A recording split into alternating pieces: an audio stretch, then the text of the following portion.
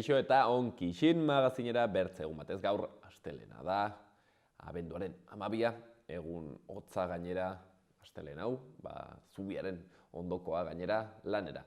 Bueltan, baita hemen magazinean, eta lanera, buelta bi elkarrizketekin hasiko dugu alde batetik, Patxi Urrutia, gure kolaboratzailea izanen dugu, aktualitateari errepaso bat egiteko. Eta bigarren elkarrizketan berriz, Aitor Agirrezabalagarekin egonen gara, bera Atortxu Urrokeko antolatzaileetako bat da, eta dakizuenez, larun bat honetan ospatuko da, Atarrabian egiten den besta erraldoi hau, presoen alde, presoentzako finantziazioa, eta haien saridentzako noski, biltzeko eta baita ere, elkartasun egun handi bat. Guzti hori nola antolatzen den helbururekin eta halako xehetasunak zein diren jakiteko, Aitor Agirrezabalagarekin elkarrizketatxoa. Hori guztia baino lehen, has gaitezen betiko edukiekin. Lehenik eta behin, efemerideak. Abenduaren 12 zen, 35. urtean, Guatemalan idatzi ziren Berant Olmeka aroko estelak. Ameriketan aurkitu diren idatzitako dokumentu zaharrenak dira. Eta 1914ean, Ciudad de Mexikon, Pancho Villa eta Emiliano Zapataren tropek jauregi nazionala okupatu zuten. 1921ean, Britainia Handiak eta Irlandako ordezkariek itun anglo-irlandarra izapetu zuten Londresen. Irlanda Erresuma Batutik askatu zen.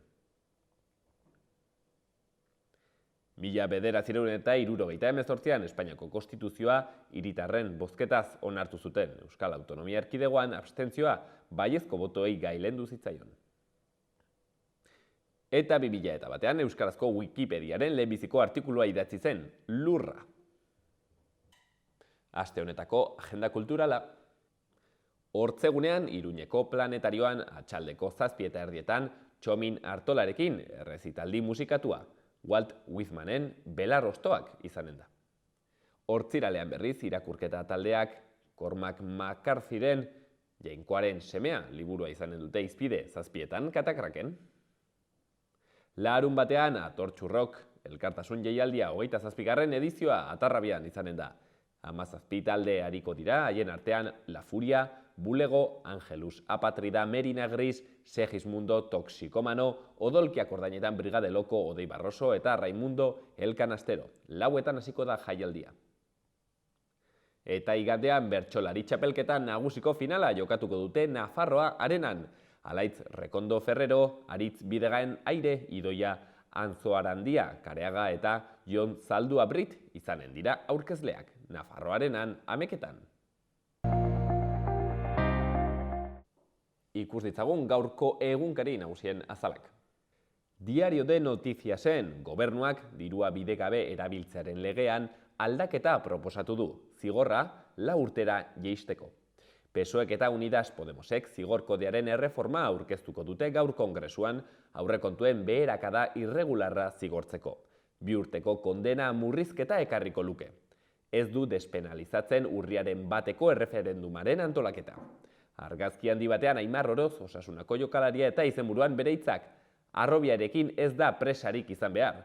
Aimar Orozek oinarrizko futboleko mutilei lan egitea gozatzea eta momentua gozatzea gomendatzen die. Berri gehiagotan, Foruzaingoak 485 ieslaria atxilotu ditu azken 5 urteetan, prozesu penala edo espetxeratzea zuten egiteke kondenaren ondoren. Baitere Nafarroak Kalamuaren inguruan sektore ekonomiko bat sortzeko asmoa du, eta azkenik Euroganbarako presidente ordearentzako espetxealdia Katarreko ustezko eroskeriagatik. Diario de Navarran, Espartzak UPN bakarrik aurkeztearen alde egin du.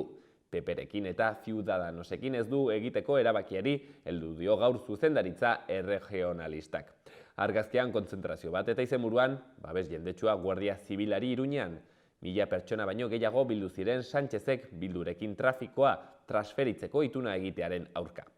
Berri gehiagotan, eskiatzailek eta elurrak Larra Belaguako geltokia betetzen dute, baitere TDAH duten ikasleek denbora gehiago eta galdera laburrek eskatzen dituzte azterketetan, izan ere, Nafarroan arreta defizita eta hiperaktibitatea duten 4 ikasletik 3 mutilak dira. Gara egunkarian, 80 lagun etxerik gabe Iruñean ikusezin bihurtutako drama baten isla. Garak, aterperik ez duten pertsonen testigantzak biltzen ditu Euskal Herrian dimentsio kezkagarriak dituen errealitatea. Hautsak estatistika hotzen atzean. Ineren datuen arabera Nafarroan eta EAen etxerik gabeko pertsonen proportzioa Espainiako estatuko handiena da, Zeutarekin batera. Argazkian berriz, liburuan dana bat eta izenburuan, Durangok pandemia aurreko leihotik begiratu dio azokari. Berri gehiagotan, Nupek irakasleak hautatzeko erabiltzen duen sistema zalantzagarria pitzatu egiten da. Bidenek alfombra gorria jartzen dio Afrikari harreman berri batean hasteko, eta basotik egurra ateratzeko tirolina sistema jasangarri bat martxan jarriko dute. Eta astelenetan berria ez dugunez Euskal Herria irratiarekin akituko dugu. HTaren obrak bertan bera uzteko exigitu dute, erromatarrez jantzita. Orain ardura ekimenak modu horretan agintariez trufatu nahi izan du. Beraiek egunero egiten dute barregutaz. 2023an HTan gastatuko dituzten 70 milioiak kultura, osasuna, etxebizitza, zerbitzu sozialak eta lan baldintzak hobetzera bidera ditzaten eskatu dute. Bertze berri batean, Ekiotz Prieto eguzki erratiko kidearen hitzak Madrilek ez du inoiz egin irrati libreen alde, ez du uste orain egingo duenik. Eta azkenik, bertze berri bat, giza eskubideen eta migrazioen 18. astea aurkeztu dute.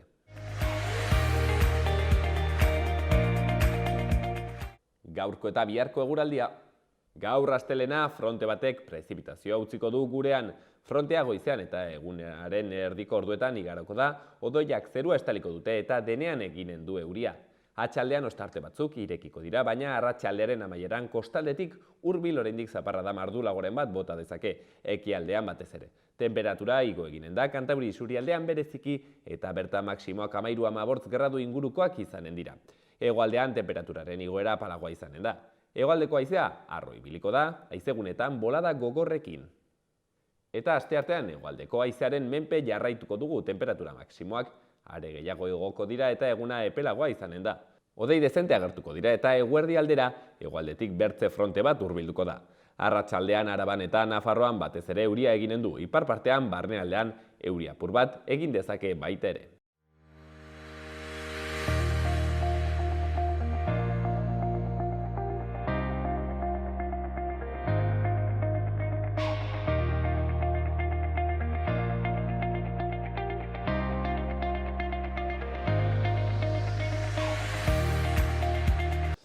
Lehen erran dugu moduen bakanden astean, gure lankideak egon ziren, eta haiek ez zuten izan, aritzek ez zuten izan aukera Patxi Urrutia elkarrizketatzeko, nik berriz bai, sorte handia dut, izan ere gaurkoan ere hemen dugu gure analista politikoa, Patxi Urrutia behin baino gehiagotan. Hemen egoten dena, gaurkotasunari, aktualitateari, errepaso bat emateko, beti ere bere begirada kritiko horrekin. Atxaldeon, Patxi? Baita zuri ere. Mil esker gurean egotegatik.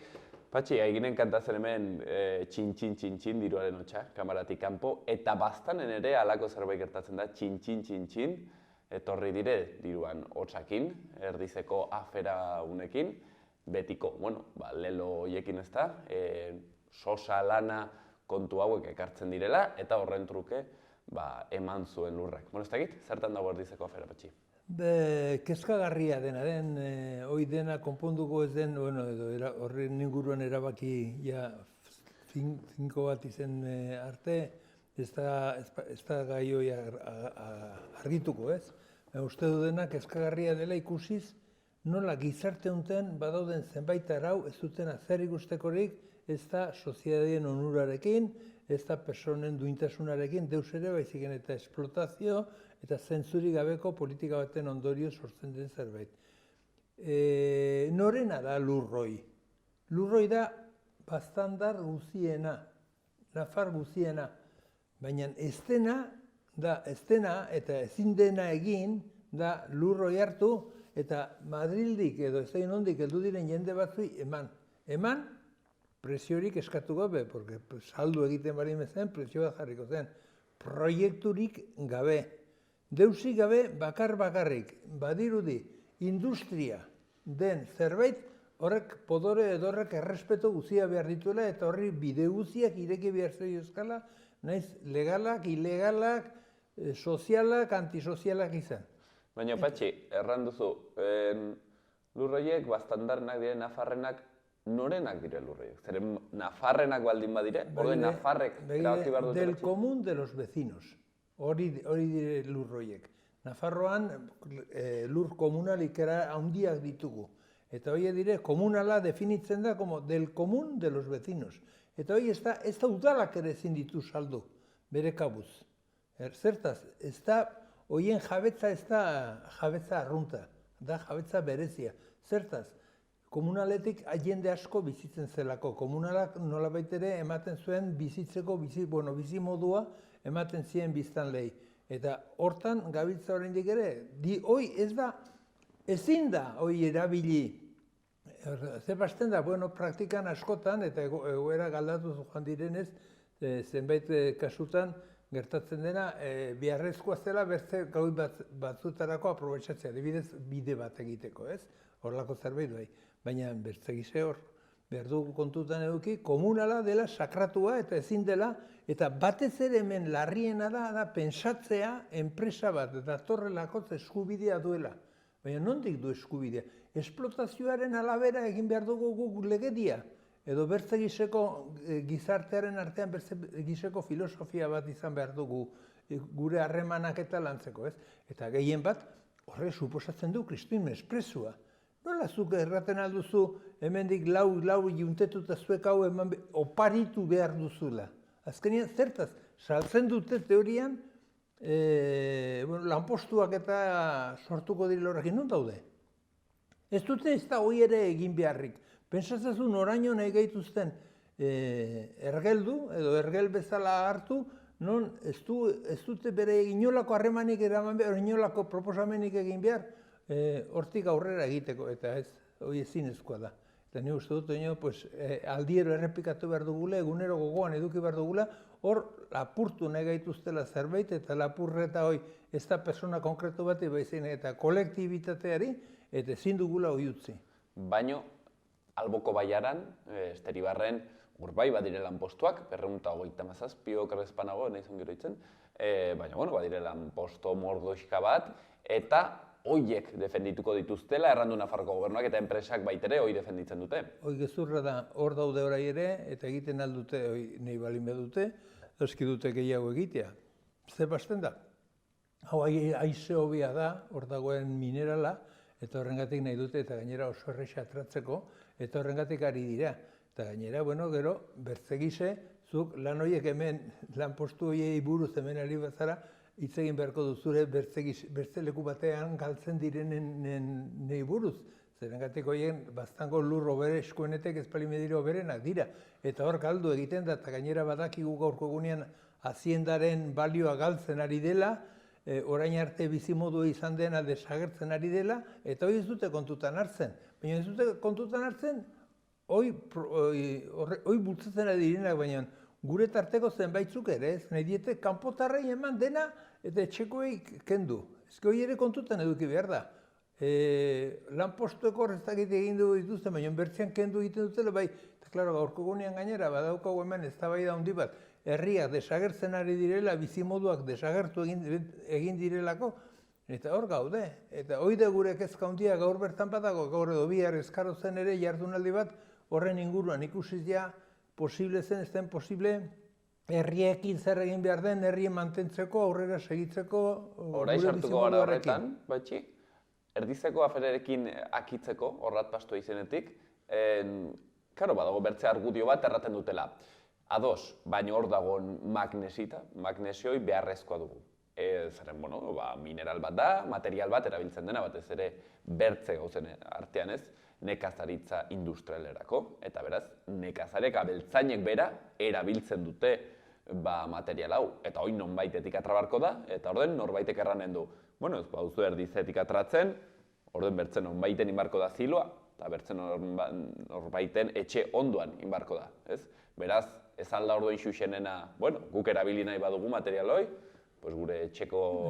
Inoiz solidaridate hitza zer erran nahi duen ez dakitenek, hoietxe dire gero solidario filosofia nahi dutena babestu horrelakoetan. Denbora guzian ez dute egin bere alde tekinak eta probetxo guztiak hartuz, beti egon dire berekoitasun batean, orain nahi dute solidario izatea beste norbaitekin ez dakitzen nolako gaiak beharko ditugulako. Orain arte, inoiz otorri aldire zerbait oparitzera, zerbait positibo ematera, zerbait positibo eskaintzera. Zuk ematen badiezu, gainera, Esteribarren eman dizaiotela beraiei, hain ona balimeda beraientzat mehatze hori egiten aldutean ere, nahi badute. Gainera badago hor ere materia edo, hor badago gaia, lehen gaia, ez? Baina hemen, solidaritatea edo bertzein aipamena egiten dutela horrelako jende horiek, beti kontuz. Horiek beti beraien alde daude eta hitzak desberdina balime direle, errealitatea beti berdina da. Eta begira zazu nola utzi zuten magnesitas ez zaiti bilizaren inguru hortan, ikusteko zenolako mendi, zikinkeriekin, zenolako egoera eta herri tristi izan duten hainbertze urtez, hor, zikin guzia hor mantendu dutelakotz, ez dute inondik ere errespetuik izan jendeekin, eta horrei ere ez dute. Begira zazu hori dirua da heldude badatorrena, eta dirua muturra sartzen duen leku guztietan, ez dago ez duintasunik, ez solidaritatik, ez deus, bakarrik miserie. Txin, diruaren hotza. Batzuk alarten dute, Patxi, enpresa handiek lanpostuak hitza erabiltzen dutenean, hoi mozkinak bezala itzuli beharko genuela. Exacto, horrela xe da, bai, eta hor habilidadea handi dute, dirua inbertitzen dute hor, badakitelakotz, jenden besamoldeatan aldatu egiten dela, eta gehien bat, arazoa balin badaude, beti irten bidean edizu arazoi bilatu, eta orduen edozein bidea hartzen duzu, normalean okerrean hartzen duzu, zerenta itxura badu zerbait interesgarri edo hortik atera daitekela, eta kusitu gora egin bertzetan, non daude belateko kaolinak eta? Hori, bazeuden mehatze batzuk, kaolin mehatze batzuk, inbertze langile bazeuden. Desagertu egin direz, uste duzu, hemen norbait torri zela gero diruarekin jendi hori lana bilatzeko eta hor txegelitu ziren. Eta inbertzere fabriketan izten dute, inolako arazorik gabe. Lanpostua babesteko lehen ideia bezala mantentzen dena erdizen, desagertu egiten da bertzein bertze lekutan. Zergatik erraten altzuten ere bertze enpresetan ere horrelako giruak dena kalera goazen elkarrekin lanpostua babesteko, eta horiei lanpostua bakarri daukate propaganda bezala eta horrelako egoera batzuten non etekin handi batzuk lortu nahi dituzten. Aipatu duzu, honekin harremana duen bertze arazo bat izaten dela, herriek ustutzen gaten direla. Azkenean, herrien ekonomia lokala, ekonomia tradizional hoi hausten baduzu, bertan bera hausten baduzu, jende hasten da gaten, lanpostuek biletzen hirietan, eta usten dugu nola, haiden, herri eremu guzia, batez ere Nafarroako ekialdean, baina baita ere bertze toki batzuetan, hoixen, ez? Biztanle gabeko etxeak eta kaleak usten nahi ditugu, eta hau da bertze arriskuetako bat, ez da, Patxi? Bai, hala da, eta gainera, egunero ikusten aldogun zerbait eta ikusi herrietan zenolako, nola den jende desagertzen, nola jende kopurue jeisten ari da, eta nola desagertzera doaz, hainbertze herri, ikusten dugu administrazioaren aldetik diskursotxo batzuk ere badaudela, baina inolako pauso konkreturik ez dela inoen ematen. Lehengo batean izan nuen aukera pixket eztabaidatzeko gai bati buruz pertsona batek bazekien gai unen inguruan, eta komentatzen ninduen arazo bat badagoela zenbait lekutan, bertze gisekoa. Zer gertatzen ari da Garraldan. Garraldan badago, Garraldan alkate bat asko mugitu dena bere herrian ezagutzen dugu, lan fuertea egin dute, gehien bat elektrizitatean beren kooperatiba, ez den antolatu duten, beraien kabuz, argindarra ateratzeko, eta, nahi dute oraindik gauz gehiago egin, eta herri hori bilatu, indartu, eta dirudienez badute lana, badago jendea horrat bizitzeraka nahi duena, baina ez dagoena da etxe bizitzarik. Eta, karo, seguro ez zaiola interesatzen, ez duela Nafar gobernuak errain, guk egiten dizkizugu etxe bizitzak. Ari da, babesten 15.000 etxe bizitza hor berrio etxabakoitzen eta inguru hortan eta 15.000 etxe bizitza, Nafar gobernuak horre ari da onartzen. Eta Ze pasten da, ez aldugu garraldan egiten 8-10 etxe bizitza. Ze pasa, kompetentzian sartzen garela jabetza pribatuekin? Hoi da bakarriko imutatzen, ze kostatzen zaio Nafar gobernuari 8 etxe egitea? Baina han dago eskaria, erranen dute. Ez, baina eske, horiek gauz arazoei behartzaile erremedio eman. Zuk ezin duzu, ez dakit, kantzerren kontrako erremedio eman hankautzi den norbaiti. Ez dagoelako, baina noide, horiek proposatzen hor badago planteamendu bat konkretoa, egin dite, ekarrezakena, nolabait ere, herri horren bizitza handitzea.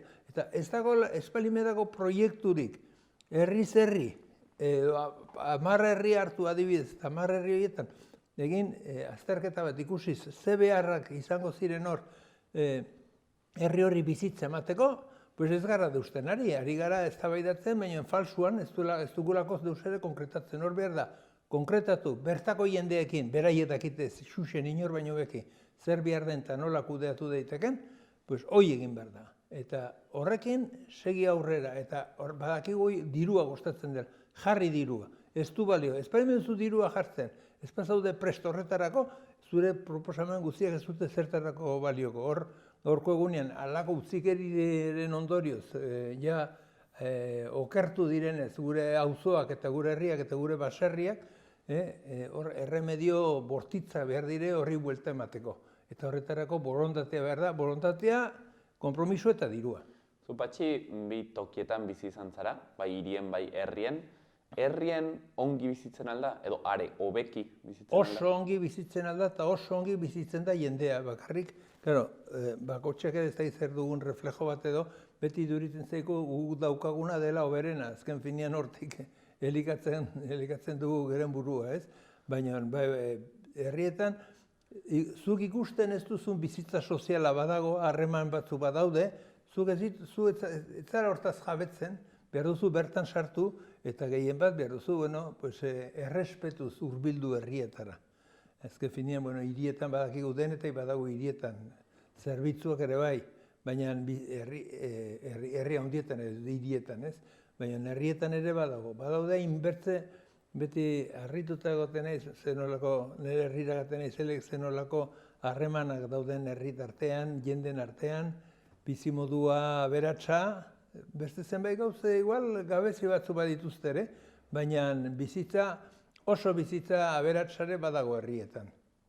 Gai ez aldatuz, Patxi, pentsioak orain ari dire erabakitzen, pentsioak igo edo ez KPI-aren arabera, pentsionisten aldarrietako bat dena, nola ikusten duzu kontua? Begira, hemen ere gauza berdina dugu, pentsioak heldu zaizkigu ze igoera izango duten. Nik segitzen dut eta oraindik ez dut ulertzen zer egin behar duten, zer proposamen dauden. Zertaz, aski ongi nahasti egiten duten dena, gu deustutik ez ulertzeko. Baina, argi daukaguna, gaurko jubilate mugimenduak argi daukaguna da, erosteko almena mantendu nahi dugula. Eta horrek erran nahi du, prezioak igo balin badira eguneko 10, gure jornaldak ere behar dute igo eguneko 10. Hoi beharrezkoa dela, filosofia hoi dela mantendu nahi duguna. Ez dugu zertaz galdu, eta zertaz ekarpenak egin gure diruarekin ez egin norendako edo zertarako, norendako bai. Ze pasten da, gobernua badakigu noren mesedetan dagoen, bete diruaren mesedetan, bizin iraun nahi balin badute, gobernatzen behar dutelako diruen laguntza edo dirudunen laguntza behar dutelako, eta hor gabiltza, eta ez dakigu zer gertatu behar den, baina aldarrikatzen duguna da, igotzen denaren alabera, gure bizitza igotzen den alabera ere, igotzea gure jornalak. Eta hauxe da, eskatzen duguna, eta aldarrikatuko duguna, eta mantenduko duguna. Eta horri bertzegai bat ere behartzaio gehitu. Bidezazo, igoera guziak injustuak dire, zertaz, egotzen direlako zu duzunaren proportzioan. Eta horrek erran nahi du, zuk eguneko 10 igotzen dizule, 5.000 irabazten duenei, edo eguneko 10 2.000 irabazten duenei, baina ez dizu berdin igotzen denei. Batzui askoz ere gehiago, lehenagotik ere askoz ere gehiago irabazten zutelakotz. Eta hemen egin behar dena da, dagoen diru guzia, igotzeko dagoen diru guzia elkarrekin patu, eta personen kopuruen alabera banatu. Zerengatik, derechu berbera du igotzeko €1. Ez da ginork eta nik edo zuk edo. Dene beharko genuke derechu berbera. Eta hemen egiten da, diskriminazio ikeragarri bat gai unekin. Eta aldarrikatu behar dugune, gero eta gehiago, eta hau, eta orai heldu zaiku gaia. Eta gainera kontutan eduki behar dugure, zenbait pensio ez dutela bizi duin baterako ematen. Eta hori ere aldarrikatu behar da, minimo batzuk behar dire izan, 1.400, 1.080, orain arte zen aldarrikatzen genuena, hori ere igo beharko dugu, eta buru belarri beharko dugu hor, insistitugu nahi dugula, da retiro duin batzuk, pensio duin batzuk, denendako berdin igoko direnak, kopuru berdina izango dutelak igoeran, ez naski proportzio berdina, eta hori dena eskutartean dugu eta hori itxe da momentua. Eta gainera, errango digute, beti erratzen duten ez dago dirurik, begira ezazu. 21ean, 19an, Iberdrolak, Banko Bilbao Bizkaia, eta Botinen Bankoa Santander, denek 4.000 milioi euroko etekinak izan dituzte. Pixke goiti beti, 400.000 milioi. Nondik atratzen da diru hori? Elektrizitatean begira ze gauzak ikusten ari garen. Guri kenduta. Bankoak nola lapurtzen gaituten kontu batetek, behar duzu bankoan egon gaurko hori, ez duzu diru atratzen ere, eta hor ere berdin. 4.000 milion, guri kenduta. Diru guri kentzen. Eta gobernuak babestu egiten du horrelako sistema bat. Horrengatik, erraten dutenean ez dagoela dirurik, ezurra da. Diruen distribuziorik ez dago, baina dirua egon badago. Gu galtzen dugu eta horiek eskuratzen dute. Eta nola erraten aldute, nola erraten algaitu inork ez dagoela dirurik. Dirua badago, dirua batzuk hartzen dute, eta gainera horiek gero eta aize gehiago badute. 4.000 milioi euro. Zuak izuzen baten hoi? Hoi da, horiek dituzten etekinak. Horiek ere etorriko zaizkigu, onk batzuk buruz eta solasera eta beraien bihotz xamurra guri irakustera eta seguro etorriko direla, baina bezketartean beraien kontuak, kuenta de resultauz, hoi da beraiek ezkatzen dien gai bakarra. Baina haiek erranen dute beren lanaren ondorio dela, haiek arriskatu dutelako diru handana bat, egin dituztelako inbertsioak, eta beraz, es el mercado amigo. Begira ezazu, hemen erran nahi baduzu, eta gehien bat podorioa balin baduzu, arrazoia izan duzu beti. Baina horrek ez du balio eta guretako ez du balio. Zerengatiko errain dute, baina denek ikusten batuko, 4.000 milioiek errain diguzu. Zuek non dituzu atorrak bustiak eta gastatuak, hainbertze lan eginta gero, ez? Zaituk ikusi bada hain nekatuak zuen lanik eragarri baten ondorioz, zeinekin zuek aberastu behar zen duten, zeinek aberastasuna ekoitzi produzitu behar zen duten, ez? Ez dago, ezin dire gauza falsutu, eta hoi ala da. Beraiek hoi irabazi dute, eta hoi da guri kendutako diruarekin. Elektrizitatea, zein da desberdintasuna atzota gaur eta ikustenen eguneko 40 edo 50 edo igo behar zela atzotik gaur edo gaurti bier edo. Baina zer da hau? Baina nola igotzen alda? Izaten alduzu, erauntzi bat izan duzule, eta hortan pixke gutixo egun hortan atra duzule, eta igual pikin bat konpontzeko, baina bertzegize, horrek ez du zentzurik. Edo nekazari ematen zaie prezioa markatzeko beraiek aratzia saltzerakoan. Ez, merkatuaren arabera, eta gainera horrez, baina hauei, bide guztia zabaldu egiten diete, gobernuek hartzen dituen erabakiak, zu baldakizu argiren faktura nola ordaintzen den. Inork ez dakigu, denak ordaintzen dugu. Eta gainera, badirudia, jangoikoaren lege bat dela hau, zenbatiko behar duen elektrizitateak. Guk ez dakik, gaurko prezioan izan de bihar ere, bihar igotzen da eta zertaz igotzen da. Pues lege ez justu batzuk tartean daudelakoz edo horrelako erabaki batzuk hartuak direlakoz nahotik ere gure eskubideak kontutan eduki gabe. Betz aldetik, enpresa hauek patxi, behin baino gehiagotan, egoten dire lerroburuetan, ustelkeria kasuengatik, hor erraten den buelta bira ematen duten ate horiengatik, nolabait ere politikan aritu diren pertsona horiek gero akitzen dutela administrazio kontseiluetan, Iberdrolarena edo Bertze banketxena. Eta, halako ustelkeria kasu bat ere ikusi omen dugu berriki, izan ere, Europako lehendakari ordea zigortua izan da, badirudi patxi, maletatxo bat egon zela, kasu honetan, Katarreko estatutik etorria. Bai, begiratzazu, gaurko egunean guk txikia ginenean erakusten ziguten guri etzela hartu behar. Eta hor zegoen filosofi bat eta hori ikeragarria izaten zen, barnean sartua, jendeen barruan onartua zena. Bazen orduan lapurretak eta denetari baina, beste filosofia bat txiki-txikitatik ematen ziguten. Horreiko momentuan ze gertatzen da, hori gertatzen dena da, edonork ardezakela nahi duen guzia zu indartsua balin bazara. Eta ikusten ari gara, jende oso alsuak, oso aberatsak, nola beraiek beren trikimailuak erabiltzen dituzte, diru gehiago eskuratzeko. Eta ja, ez dago errespeturik, behar zen errespetua, ez naski aberats baten gana berari ebasten duzulakoz, gizarteari ebasten duzulakoz normalean, edo jende xeei ebasten duzulakoz normalean, eta horri aurre ez zaio egin nahi. Eta begirazazu, eztabaida handi bat izan da orai erregearen asuntuarekin. Erregea dago lapurtzen beti. Beti. Eta inoiz ez da ez zikintzen zertaz.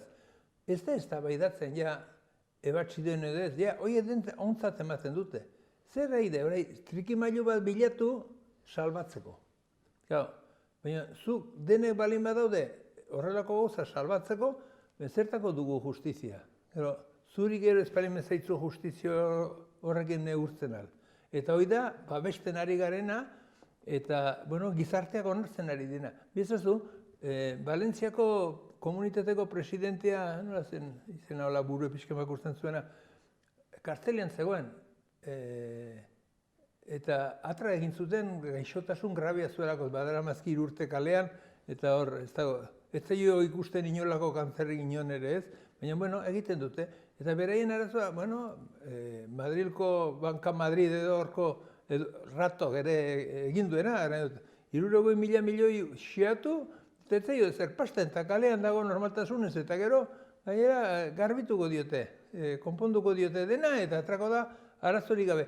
Eta filosofia soziala galtzen ari gara, eta orduan ze pasten da? Pues pasten da, lapurreta, falsukeria, hori dena txalotu egiten dela, eta eske onartzen balin baduzure ate bilu horietek badaudela, eske hori ikusita, edo nor, zertaz toriko da niri diru bat emateko, zerbait eskatu nahi nahuelako, edo zerbaiten zerbitzurako nahi datelako, ez? Eta horrexen dugu, kezka handiena hori izango zen, gaurko gunean guk deretsuak, eskubideak ez ditugula errespetatzen, legedia gauza bat da, eta eskubidea bertze gauza bat da. Eta hor nahasi egiten dituzte eskubideak eta horrela ezin daiteke. Guk behar dugu zuzentasuna leku guztietan eta bertzena dena errespetatu, eta ustelkeria behar zen zigortu izan indarra hundiz.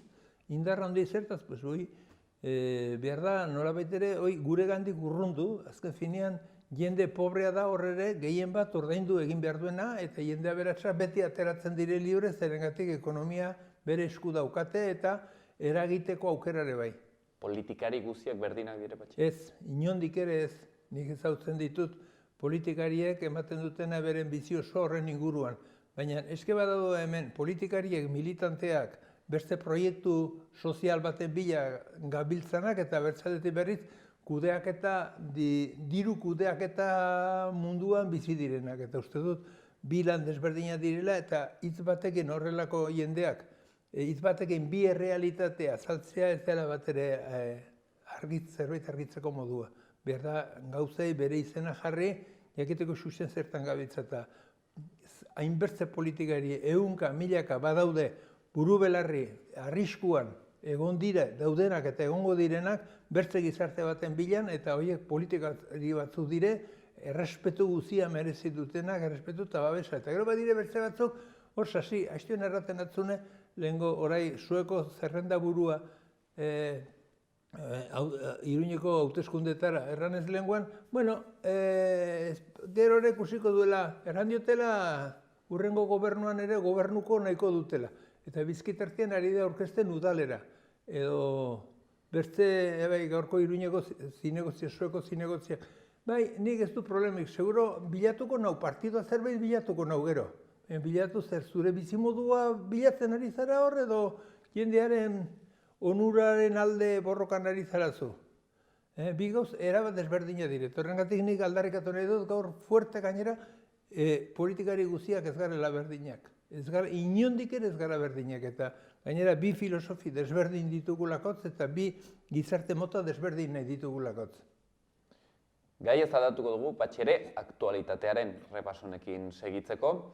Ikusi genuen aste buruan, Guardia Zibilak ere protestan, polizik ere protesta egiten dute, eta ikusi egin dituen gainera foruzaingoak haien protesta erreprimitzen.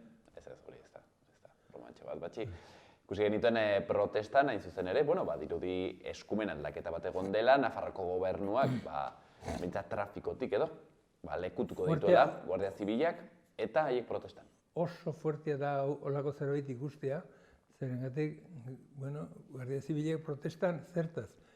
Beti Nafarroan trafiko ardurak pastuko zirela Nafar gobernura, aspalditik erabakia zegoen, jende guztiak babestu dute, baina gaurko gunean, politikan ala dabiltza zenbaitzuk, iruditu zaie hemen diskurso bat egiteko eta aste bat edo aste pare bat ez edo eztabaidarako gai bat sortzen altzela, eta hoi atera dute, gai hoi atera dute. Horai dela urte bat, inork etzen horren inguruan inolako arazorik, ez da pentsatzen ere sortu zitekenik. Eta hori, nola egiten alden deusetik antolatu filosofi bat eta arazo bat eta eztabaida bat.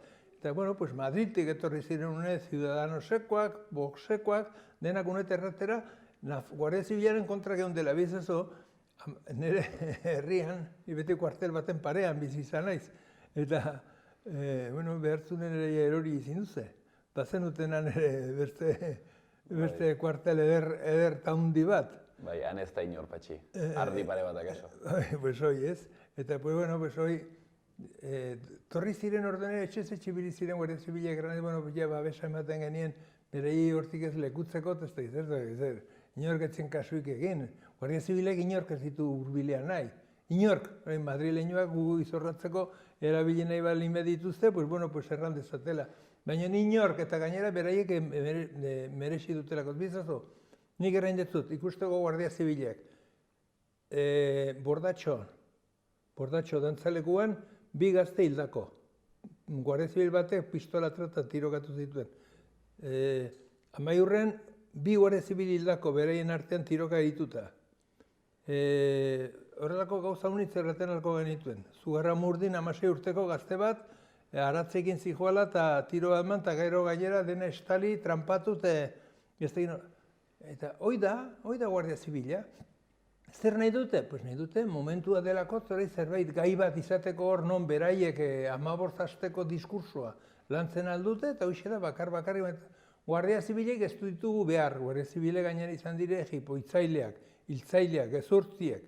Hoi denak egin dituzte, gauz hoi denak egin dituzte Guardia Zibilek. Ascensio Moreno Cuadrado zen Amaiurren bertze bati tiroka garbitu zuena, eta gero bere burua.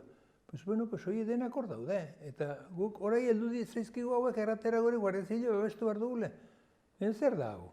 Eta gaina horrelako showak antolatzen. Ya bale, horrelako gozak ezin dire onartu. Eta horren atzean dabiltza. Eta tamalgarria, baina hor zauden hemen gore zenbait jende importante. Zer nahizu, horlakoak tokatzen zaizkigu guri ere bizitzea, baina horzen egongo gara eta horzen aldarrikatuko dugu geren libertatea eta badakigu libertatea eta represioa normalean beti bide desberdina dituztela. Gabonak heldu dire, Patxi, ez dakit izanen dugun aukera Gabonen aitzinetik edo egun horietan berri solasteko, bertzela, olentzeroi, ze askatuko dioztu ekartzea? Bakea eta preso guztiak etxera etortzea. Eta Rusiakoak ez den zulik bakea oso zabala den eta Rusia eta Ukrainien arteko borroka hortik desagertzea eta laizterren horrek eta gaitza gehien ekartzen duen mugimendua delako. Nik uste zaku haundizkoa beharko dela Patxi zure desio guziek betetzeko, kasu honetan desio txikiek eta haundiek, baino haunditz bat direla. Borondate pitxe batekin ere preso guziak ateratzen halko ziren. Bere hor daude hainbertze kalean daudenak, hainbertze gauza eginta, baina eta ez zegoen inolako arazorik izango, esperimentu ziren lau astopito bidetartean jartzen, hor erranez, ez egin nolako gauzak erranez eta defendatuz.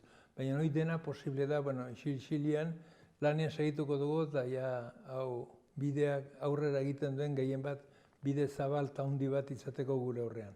Eta ikatza, ze politikariri?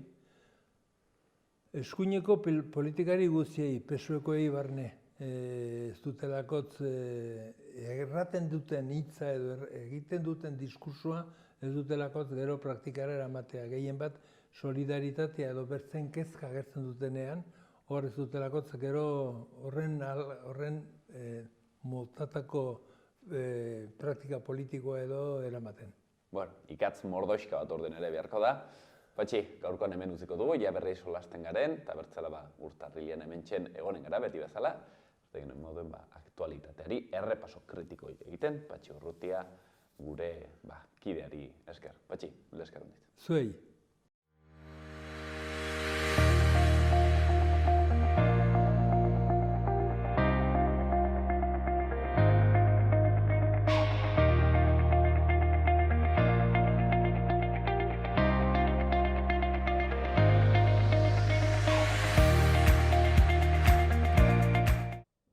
Eta udaletako albisteak. Antxoainen, egun hauetan Antxoaingo udaleko bizikidetza batzordetik sortutako memoriaren ibilbideak proiektua osatzen duten eskultura eta bertze elementu batzuk instalatzen ari dira. Proiektua interesa duten hainbat kolektibo eta pertsonen laguntza jaso du. Proiektu honen garapenarekin bertze urrats bat eman da gure herrian Antxoainen 1928ko maiatzaren 22an San Cristobal gotorlekuan izandako iesaren eta erregimen frankistak bidegabeki errepresaliatutako pertsona guztien oroitzapena sinbolizatu nahi duen eskultura bat jarriz. Eta Iruñan, 100 pertsona erakunde eta negozio txiki baino gehiagok Mendillorriko energia komunitateko kide izateko interesa agertu dute. Abian da Elago eta Mendigoiti ikastetxeetako instalazio fotovoltaikoa lagatzeko prozesua. Prozesuaren ernamuina izango dena. Eta abenduaren 13an erekiko dira Cowork Kids elkarteak Gabonetan antolatzen dituen hiri kanpamenduetarako eta kirol anitzeko jardunaldietarako izen emateak.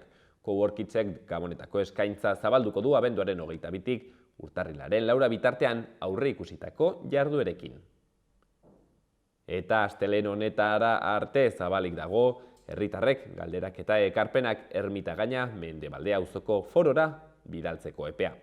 Foroa Enrique Amaia alkatea eta Fernando Villanueva auzoko zinegotzia bertan direla, hilaren 15ean eginen da Navarro Villoslada BHIn.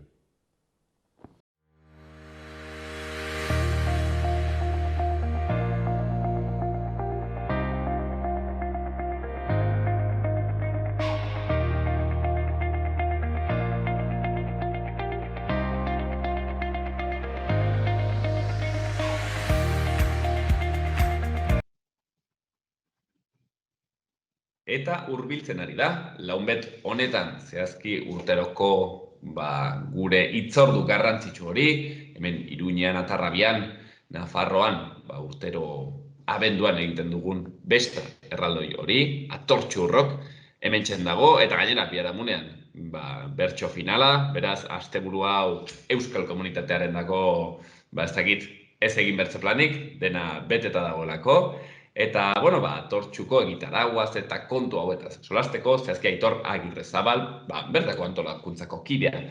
Denarekin hizketalitxo bat egiteko aukera izanen dugu. Atxaldeon, Aitor? Arratsalde bai. Ezagik nola dauden nerbioak hor estafean antolakuntzan zabiltzatenak, ja launbetean. Nerbioak ateak irekitzen digutugun momentura arte hor izaten dira, ez?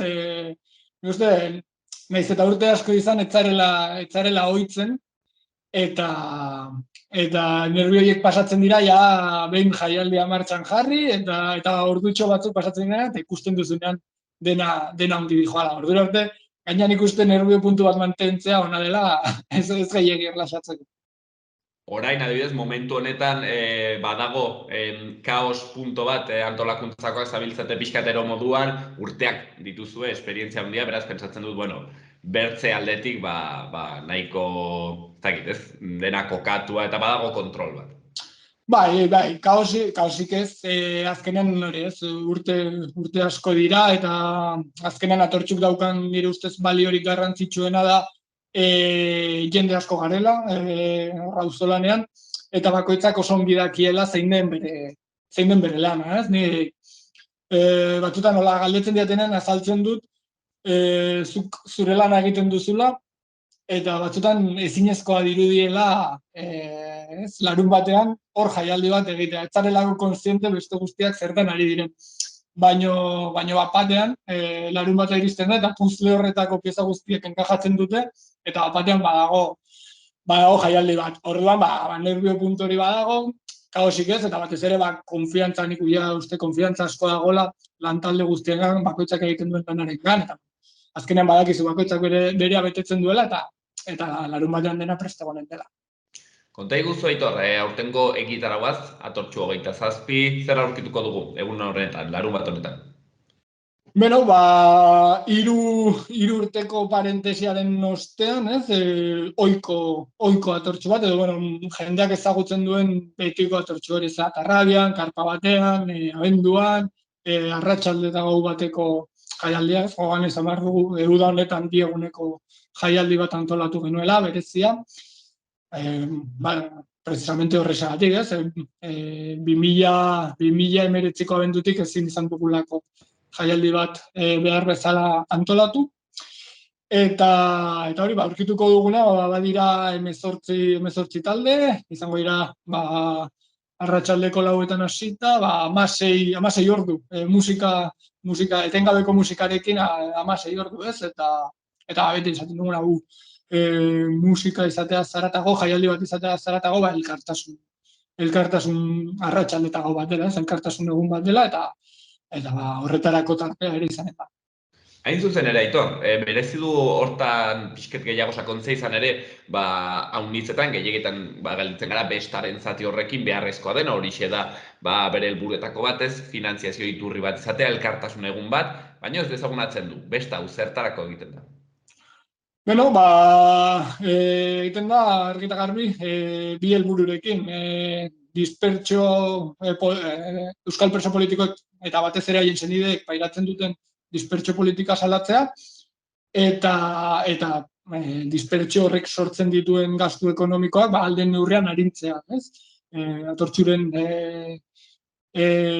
onura ekonomikoa edo etekin ekonomiko guztiak horretara bideratuta daude, eta horretan, hola hasitzen duela 23 urte, eta tamalez horrela jarraitzen dugu, ez? Egia da, eta azken hilabeteetan aurrera pausak ikusi ditugula, euskal preso politiko asko Euskal Herriko espetxeetan daudela, baina oraindik ere ez da amaitu, ez? Batzutan badirudi mezu hori ere, badirudi dispertsioa iraganeko kontua dela, eta oraindik badira astebururo errepidera ateratzen diren senide eta lagun asko, eta hori bukatzen den arte, atortxurretek hor jarraitu beharko du.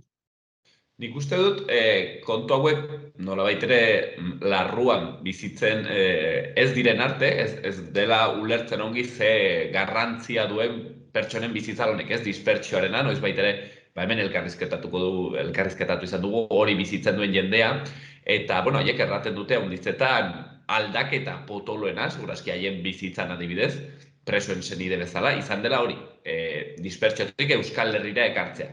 Hori izan dela aldaketa handiena, erran nahi dut.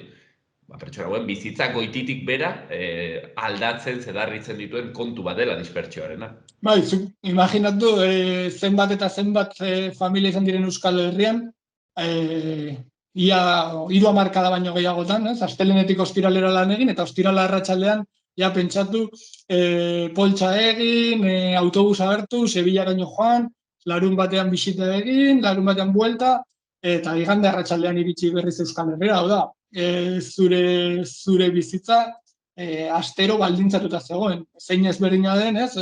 Orain adibidez, bisita larun bat goizean mantentzen baldin baduzu, aski da larun batean zure etxean esnatu, eta hemen Iruñeko espetxera, Martutenera, Zabaiara, ez dauka zer ikusirik, alde batetik zure bizitzan suposatzen duenagatik, eta ez dauka zer ikusirik ekonomikoki, eta ez dauka zer ikusirik zeinen arriskutsua den errepidean ordu erdi egin behar izatea, edo hemen Iruñan bila desagertu eta espetxera iristea, edo 10 orduko joan etorriak egin behar izatea, ez dauka inongo zer ikusirik, beraz, senide eta lagun guzti bizitzan aldaketa oso nabarmena ari da, ez dago dudarik. Hortaz, aipatzen da inbertzetan, ez da, politika, espetxe politika horren helburua, bertzen artean baita ez dela, euskal komunitatea bertzalea, bera zigortzea, sare guztia nolabait ere baldintzatzen duzulako, eta, helburuetako bat hori izaten altzela. Aitor, ez dakit amets bat den atortxu egin beharrez izatea, hau da, presoak gero eta hurbilago egotea, dispertsioarekin bukatzea, eta beraz, atortxu 30ean ja ez behar izatea. Ez dut uste amets bat denik, esan nahi dut, dispertsio politika martxan jarri zuten. Eta martxan jarri zen bezala bukatu egin daiteke, hori nahi politiko bat da. Azkenean ez da utopia bat, ez da lortu ezin den zerbait. Eta eman diren pausoak ere zentzu horretan doaz, ez? Naiz eta ikusten ari garen azken aldian hainbat gradu regresio, eta atzera pausoren bat ere ikusten ari garen, baina egia da, ikusten badugu duela 5 urte ze genuen egoera, eta gaur egun duguna, pausoak eman direla onartu beharra dago, eta guk argi eta garbi helburu horrekin lan egiten dugu, eta uste dugu helburu egingarria dela dispertsioarekin amaitzea. Egia da, dispertsioa amaitzen den egunean lana egongo dela oraindik ere, hau da, espetxean bertan egoteak gastu batzuk suposatzen ditu. Ez da lana hor bukatuko da, bidearen zatirik handiena, baina oraindik ere ia 200 Euskal Herritar espetxean egoteak suposatuko du lan bat egin beharko dela. Hori etorkizuneko eztabaida bat izango da, ikusiko dugu atortxuk bere horretan jarraituko duen, edo atortxu dispertsioarekin batera sagartuko den, hori eman beharreko eztabaida bat izango da, baino dispertsioa bera maitzea egingarria da eta egin beharrekoa. Zuek energia baduzu, Aitor, segitzeko aurrera? Bai, hori dudari gabe, ez? Olako jaialdi bat antolatzea auzolanean lan oso nekeza da. Egia da ordu asko sartu behar dituzula, inork ez ditu bere lan orduak honetan sartzen, bakoitzak bere denbora libera sartzen honetan, eta oso nekeza da. Hori galetor nintzun, Aitor ere, inorrez da hor langile, inorrez dago demago liberatua honetan, ez dago langilerik antolatzen.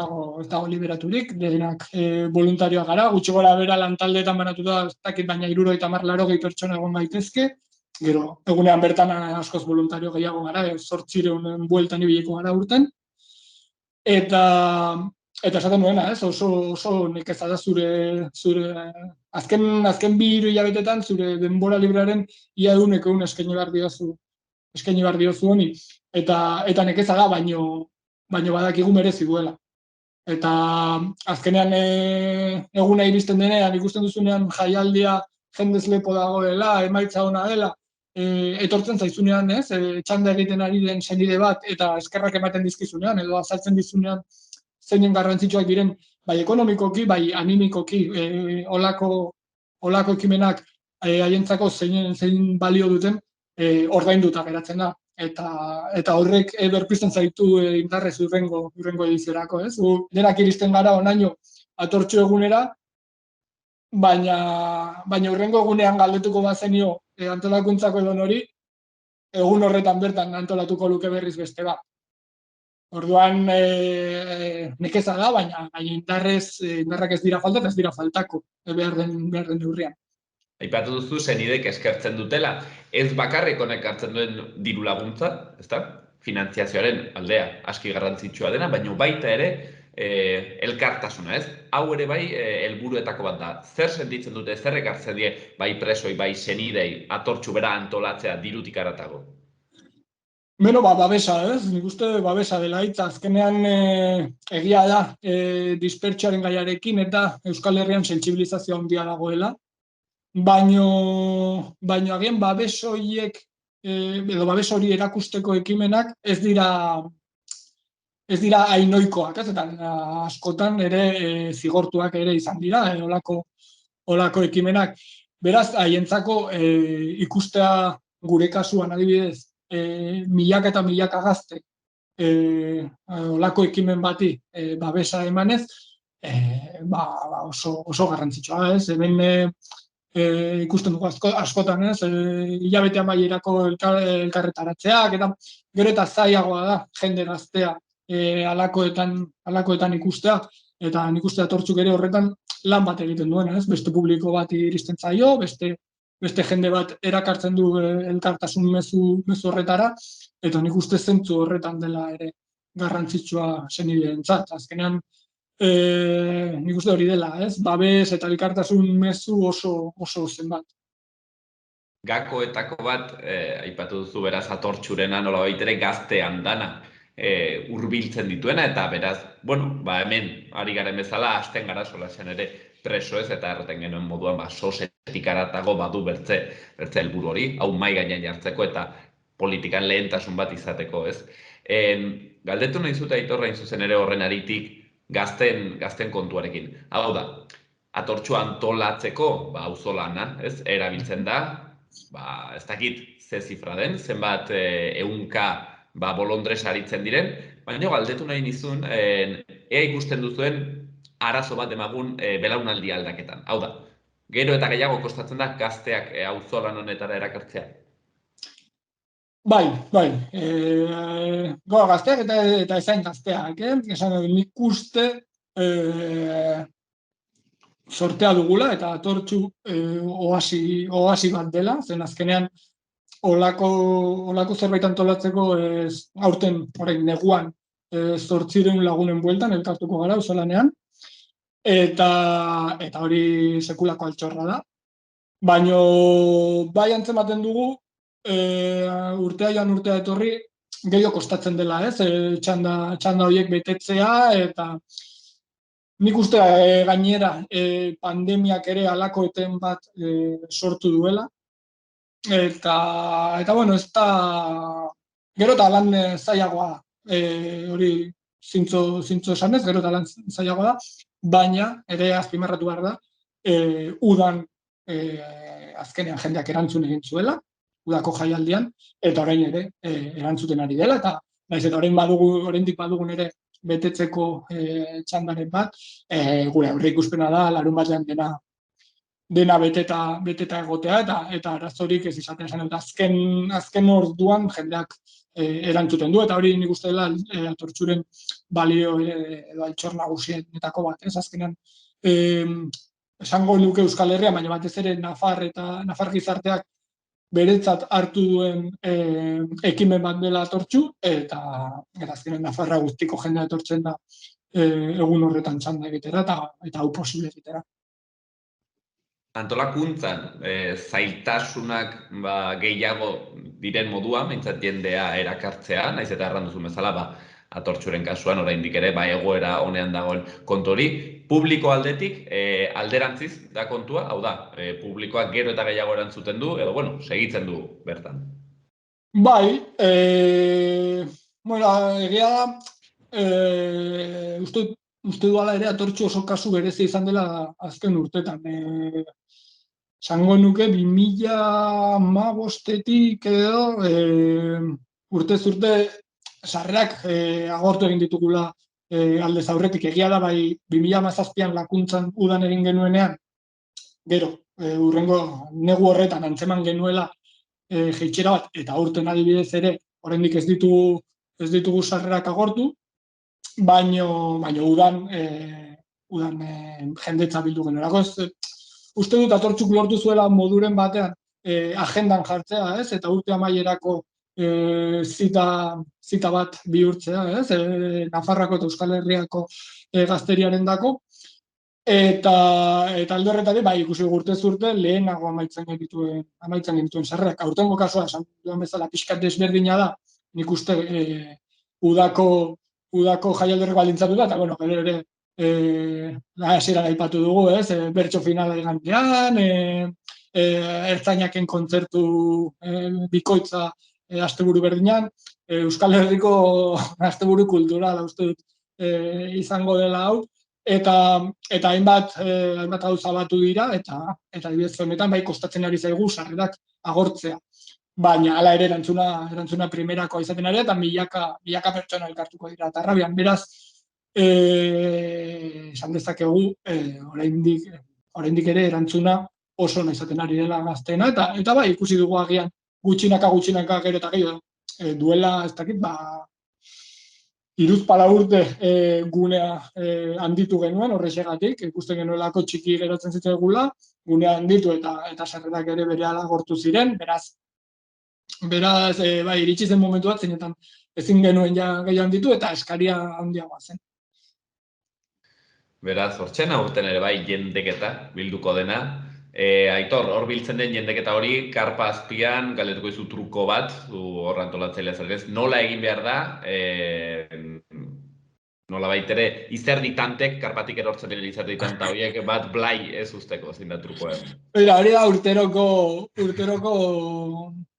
erronka bat, ez? Hobetu zen zertxo bait, duela urte batzuk, karpari errefortzu batzuk jarriz, baina azkenean neguan antolatzeak hor elkartzen den giroarekin, hor elkartzen diren milaka lagunekin oso zaila da kondentsaziorik ez izatea.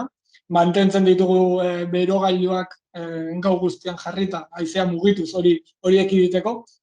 Berogailu sistema horrek azkenean suposatzen du barruan gero gehiago egotea, kanpoan gero eta hotzagoa den bitartean. Nola egin? Ez dakit, existitzen dira, hola hemen jartzen dituzun euritako horiek, ez? Juergetan eta ikusten dituzuna, San Ferminetan, eta agian horiekin, bestela ekiditea zaila. Eta basoa beti esku azpian, ez? Hori da, eskua jarri goian, eta ez da, bestela formula magikorik ez da. Elegante. Hortzen, orduen aurten izango dugu, atortxo hau, AM8 talderekin. Baitere, ez dakit aurten berezia den, baina, bueno, DJ Raimi egongo da hor orduan dana basartzen, bizket esplotatuta, ez da, Raimi? Bai, Raimi egoten denean normalean horrela egoten da. Badakigu ezagun, hemen Iruñan, eta nik uste ja, Iruñetik kanpo ere gero eta ezagunagoa dela, eta toki guztietan eta ordu guztietan egoten den DJ bat da. Eta tortxun ere hola izango da, bai, arratsaldetik, gau arte, eta bueno, esan dezakegu ekitalditxoan ere parte hartuko duela, beraz, Raimi ordu guztietan izango du. Aitor, galdetu nahi izun, zure kasuan, zer da beldur gehien ematen duena, atortxo antolatzerakoan? Beldurra, azkenean, esan dizut ez, alde batek daude ateak ireki eta dena martxan dagoela eta funtzionatzen duela ikusten dituzun arteko momentu txoiak, zurgirotasun horiek, eta gero nik uste azkenean eraso matxisten afera, badakigu zen gizartetan bizi garen, gurea juerra giroan, parrandan, festa giroan antolatzen dugun ekimen bat da, eta tamalez, oraindik halako esparruetan gero eta gehiago dira. Beste esparru batzuetan baino gehiago gertatzen dira edo ematen dira eman beharrez diren portaerak, eta horrek iluntzen du, ez, askotan egiten duzun lana. Beste alde batetik ere nik horre azpimarratu nahiko nukea tortxuk egiten duen lana, ez? Azkenean badirudi urtez urte gero eta eraso gehiago ematen direla, eta hori ez da horrela. Kontua da gero eta gehiago saldatzen direla. Ez, nik uste desberdintasun garrantzitsua dela, atortxuk urte batuetatik ona egin duen lana, atortxuk emakumeentzako gune seguru eta emakumeentzako eta guztientzako gune segurua izan dadin, lantalde bat dago, aurretik sentsibilizazioa egiten duena, bertan ere lan handia egiten duena, eta nik uste atortxuren lorpen bat dela. Udako jaialdian adibidez 8 salaketa ezberdin izan ziren, eta naiz eta horrek etxera bidaltzen zaituen gogo txarrez, eta sentsazio oso txar batekin, uste dut atortxuren lorpen bat dela 8 pertsona horiek salaketa jarri izana. Salaketa horien parte handi bat, edo esango nuke guztiak, badira, seguraski duela 5 urte festa esparru baten salatuko ez genituzkeen jokaerak. Eta mugimendu feministak lortu duen zerbait da, ez onartzea hainbat jarrera, eta orain ere argi izan behar du, atortxun olako jarrerak ez dira onartuko, jarrera desegokiak dituena kanporatua izango da, eta are gehiago diogu. Beti esaten dugu, mundu guztia etortzea nahi dugu atortxura, baina ez mundu guztia. Ez baldin bazara gai, holako esparru batean mundu guztia respetatzeko, ez etorri. Mezua oso argia da. Guk gure ardura daukagu, baino atortxura datorren pertsona bakoitzak dauka ardura. Azkenean gizonok dugu ez erasotzeko ardura hori. Aitor, hau pentsatzen dut kontu delikatua izanen dela, gero, protokoloak prestatzeko orduan, badago aukera atortxu gelditzeko, baloratzen den aukeretako bat da? Bai, udan adibidez, momentu batean erabaki genuen, jaialdia bukatu zen ia bukatu bertzuena, baino ia 2 ordu lehenago. Erabaki zen eraso asko zirela, eta nahikoa esan behar genuela. Ezin genuela bermatu, edo ez genuela bermatu, guztiontzako gune segurua zenik, eta baldintza horietan, ezin genuela atortxu antolatu. Horregatik, jendeak atortxura etorri nahi baldin badu, jendeak atortxuz gozatu nahi baldin badu, goza dezala eta utzi dezala gainontzeko gozatzen ere. Guztion ardura izango da, atortxu bere orduan, edo amaitu goizeko 6:30, aurreikusita dagoen orduan amaitzea, eta ez lehenago, aurten ere, ikusiko bagenu, ez dela, atortxu ez dela, emakumeentzako gune segurua, mahai gainean jarri beharko litzateke lehenago bukatzeko aukera noski. Aitor, urte guztia atortxu prestatzen bueltaka taldeekin, dena ez, montatzen eszenatokiak, solasean zer egin behar den ez dakiz zer, hainbertze urte gainera, eta antolakuntzako norbaitek gozatzen du egun horretaz? Nik gozatzen dut. Hori bakoitzari galdetu beharko diozu, baino eguna bera niretzako oso polita da. Lehen esan dizut, baituzu nervioak, nahi duzu dena ongi ateratzea, oso nekeza da, ordu asko pasatzen dituzulakoan, denak egon behar duelako, baina disfrutatzen dut. Orokorrean ikusten duzulako emaitza ona dela. Nekeza da, baino militantzia eskertua dela esan genezake, iristen delako eguna eta ikusten duzulako lan egiten duzun helburu horiengatik, edo helburu horiek betetzen ari direla, jendetza dago, giro bikaina dago, ari zara mezu potente bat bidaltzen, ari zara ekonomikoki laguntza oso garrantzitsu bat biltzen, eta gero azkenean giro oso polita da. Ni begiratzen baldin baduzu publikoaren gara, bai barruan, lanean ari den jendearen gana, normalean giroa oso polita da, eta nik disfrutatzen dut. Biltzen gara urte guztian zehar gela ilunetan, edo bilerak egiten, dena prestatzen, eta egun hori ikusten duzunean dena ongi dola, disfrutatzeko egun bat ere bada, eta nik oso gustoko dudan eguna. Ez da, larun batean ez naiz esnatuko venga pasa da bila pentsatzez, baizik eta goazen honetaz ere disfrutatzera. Eta dantzatzera baita ere, zergatik ez.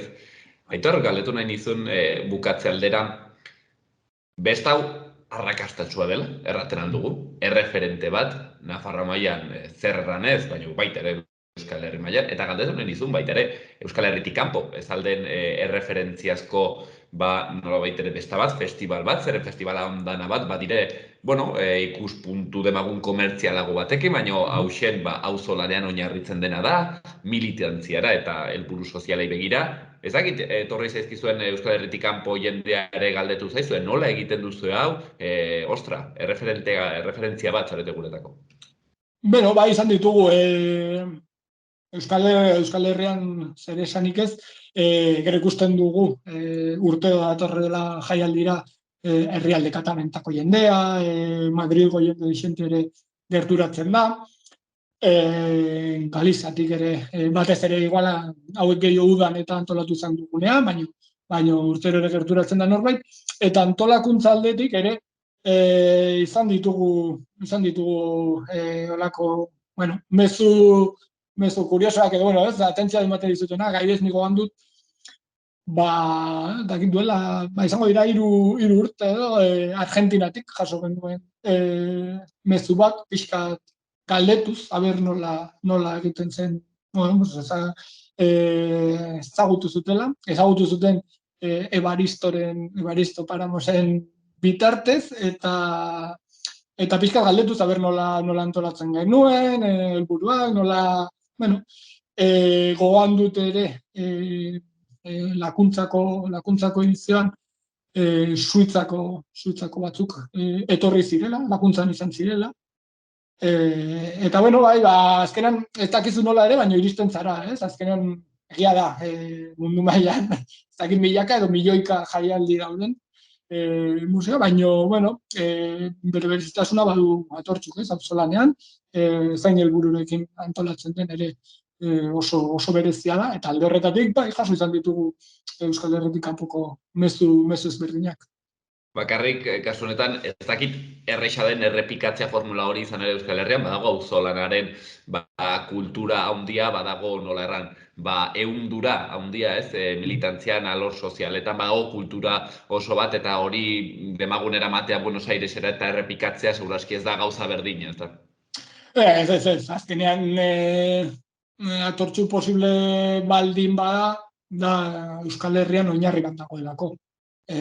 Aurretik, baina ez, egia da ez dela bakarrik Euskal Herrian, adiez ustut Suedian dela ere auzolanean jaialdi oso handi bat antolatzen dutena ere, helburuak ere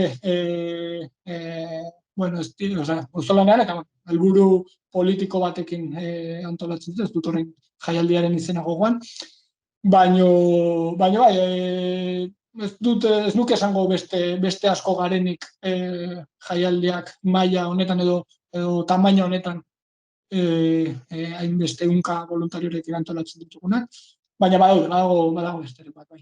Aitor, azkeneko galdera bat, aprobetxatuko dut egiteko, hemen jende handi zibiltzen gara, ez, gauzak antolatu nahian, direla alako bestak, direla bertze moduko ekitaldiak, zuek erran duzu bezala 800 pertsona antolatzen dituzue auzolanean, bilerak urte guztian, ez dakit, bakit zaila dela, baino gako bat antolatzeko hainbertze jende eta modu hain efizientean. Zer, nola egiten aldo?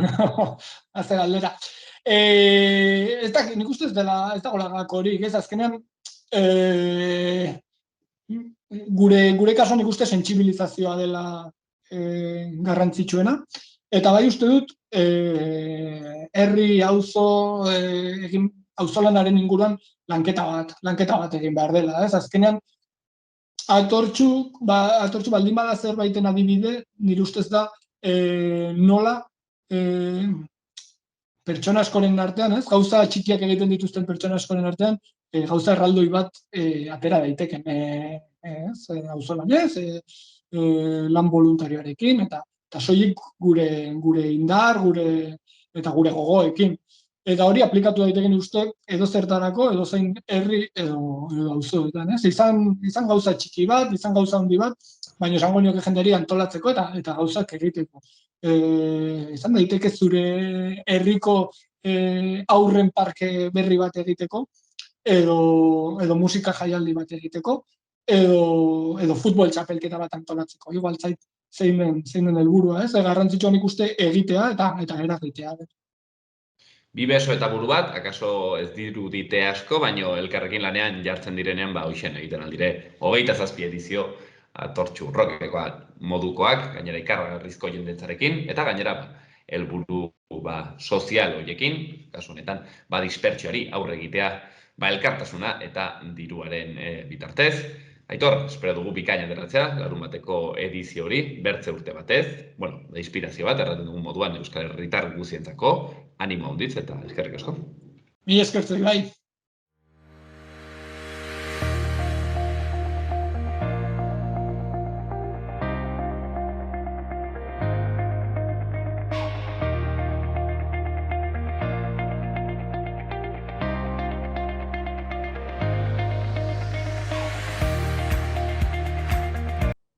Hauxen dena, astelen honetan hemen magazinean, bihar ere asteartean ziur hemen izanen gaituzuela. Gobierno de Navarra. Nafarroako gobernua.